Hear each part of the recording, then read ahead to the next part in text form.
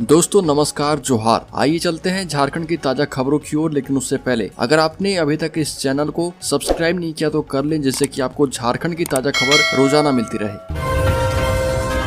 पहली और बड़ी खबर, झारखंड के 6 शहरों को केंद्र की महत्वाकांक्षी नगर वन या शहरी वन योजना के तहत चुना गया है। 9 जुलाई से शुरू होने वाली इस योजना के तहत देश के 75 शहरों में बड़े पैमाने पर वृक्षारोपण किया जाएगा।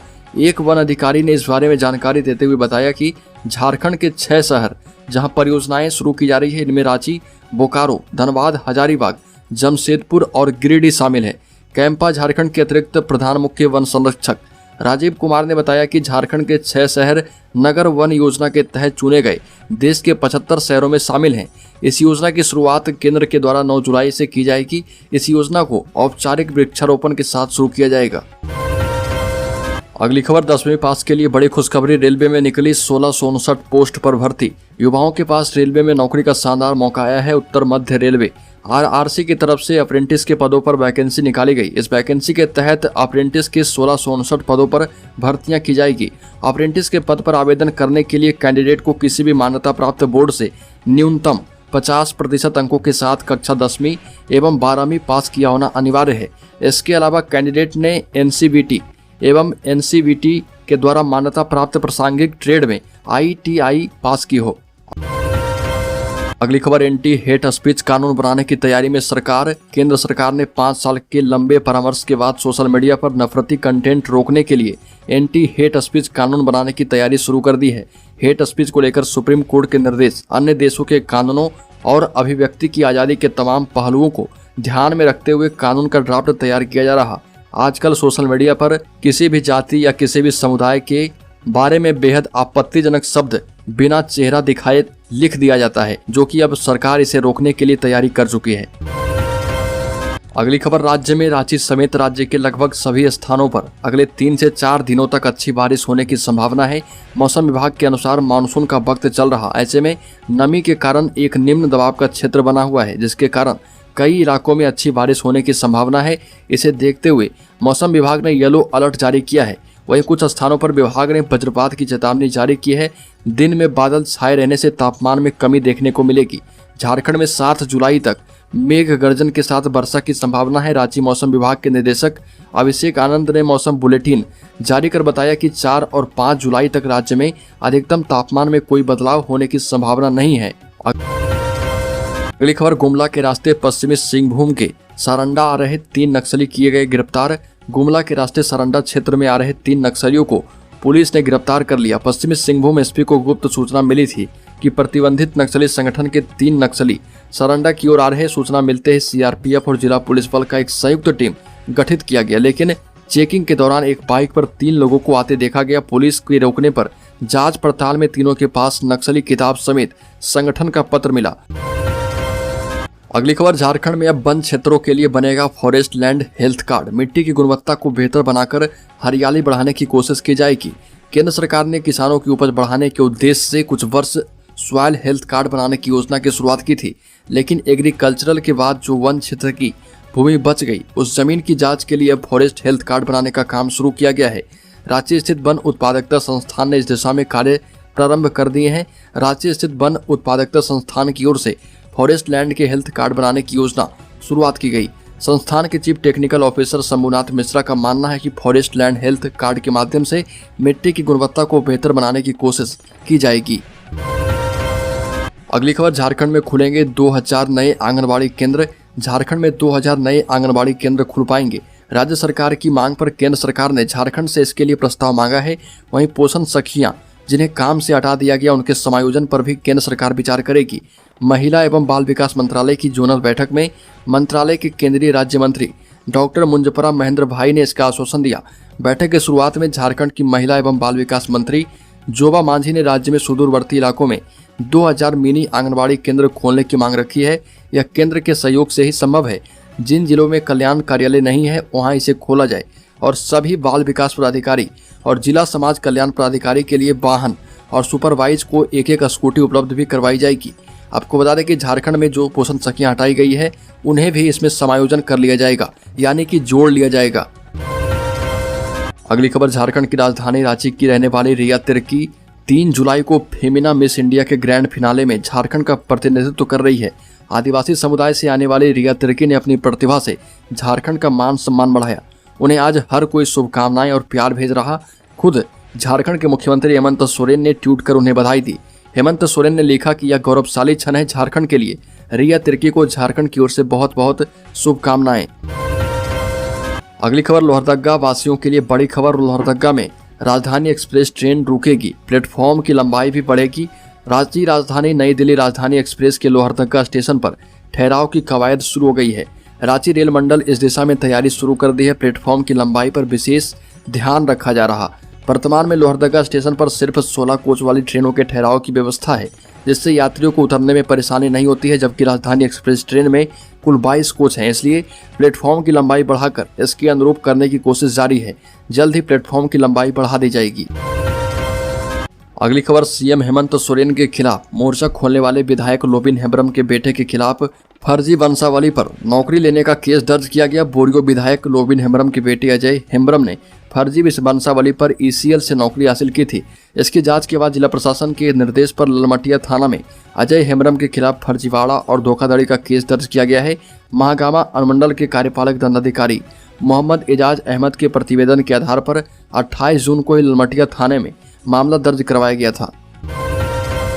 अगली खबर, झारखंड के बीएड कॉलेजों में बड़े पैमाने पर धांधली।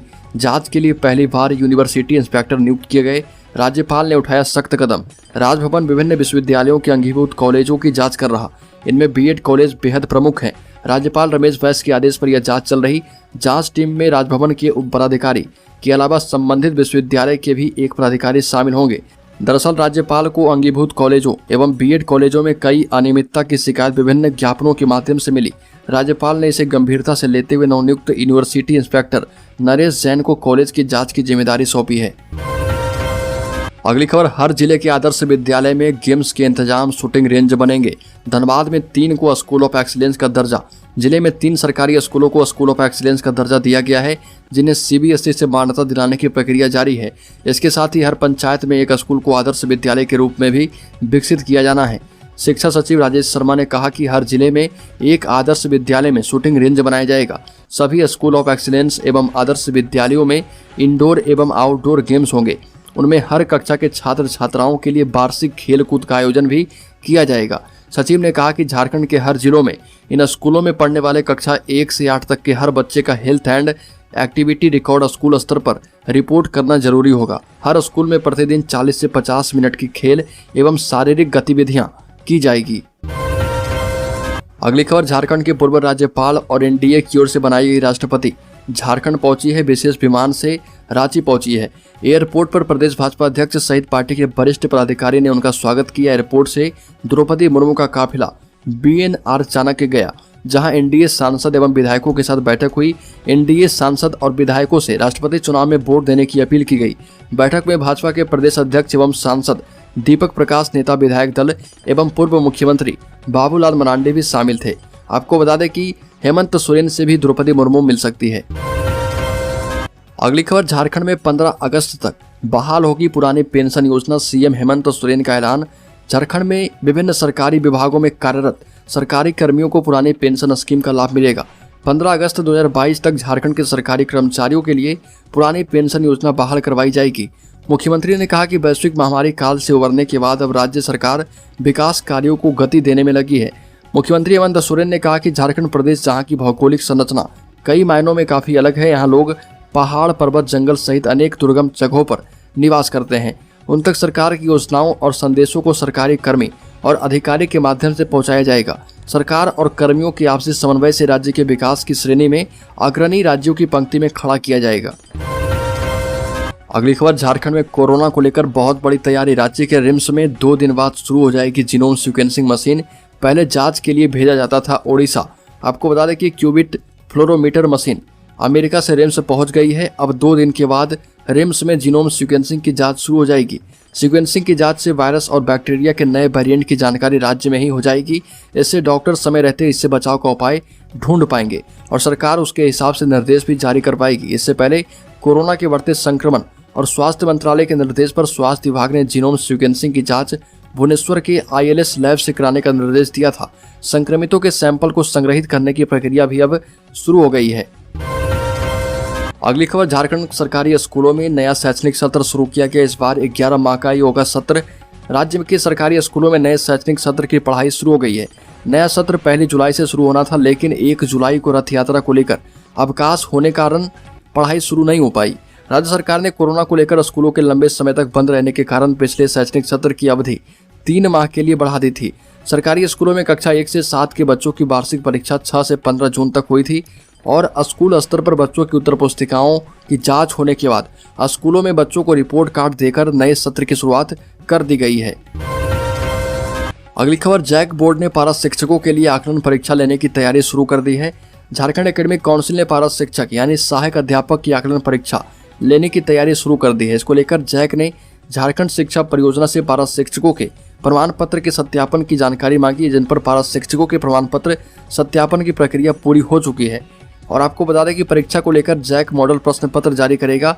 परीक्षा के पास मार्क्स का निर्धारण कर दिया गया है। समान वर्ग के शिक्षकों के लिए 40%, आरक्षित वर्ग के शिक्षकों के लिए न्यूनतम 35% एवं कक्षा 1 से 5 के शिक्षकों के प्रश्न का स्तर मैट्रिक एवं कक्षा 6 से 8 के लिए स्नातक स्तरीय प्रश्न होगा।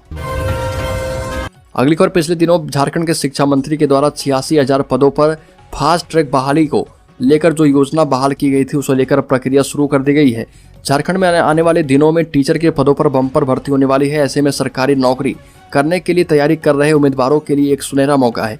एक निजी कार्यक्रम में राज्य के शिक्षा मंत्री ने कहा था कि हम फास्ट ट्रैक के माध्यम से 86,000 टीचर्स की नियुक्ति करेंगे, जिसको लेकर प्रक्रिया शुरू कर दी गई है। शिक्षा मंत्री ने अधिकारियों, पुलिस, प्राइवेट स्कूल के प्रिंसिपल और मीडिया कर्मियों से अपील की है कि वो किसी भी स्कूल में जाकर 1 घंटे स्टूडेंट को जरूर पढ़ाएं।